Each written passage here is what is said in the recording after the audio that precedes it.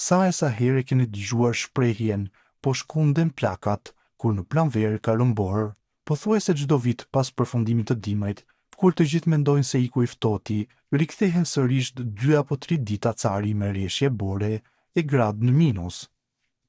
Por, përse ndodh ky fenomen sipas legjendave shqiptare?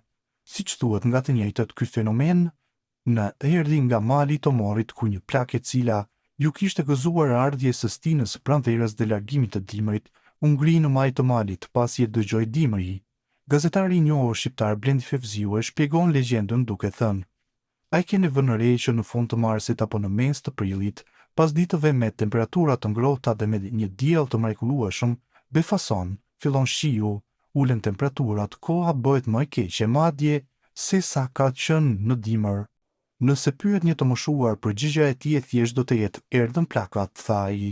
Në fakt, plakat janë shpjegimi i vazhdueshëm për tekat e motit në fund të marsit dhe në fillim të prillit, por cila është legjenda e plakave dhe ku gjendet ajo, është një legjendë që gjendet kryesisht në Shqipëri.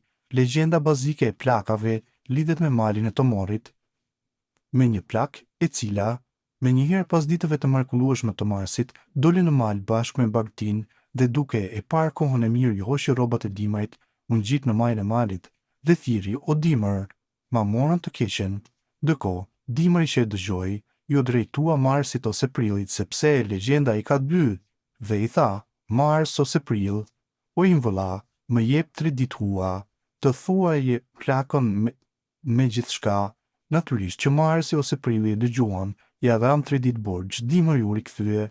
Plaka i kishte hequr rrobat e saj dhe e ngriu malin e Tomorit, ku ajo u kthye në shkëmbë dhe ku prej këtij shkëmbi sot del një burim që pretendohet që janë lotët e plakës. Njëkohësisht, ai ngriu edhe të gjitha Bagtit, tha Fevziu në të shpjegim të tij.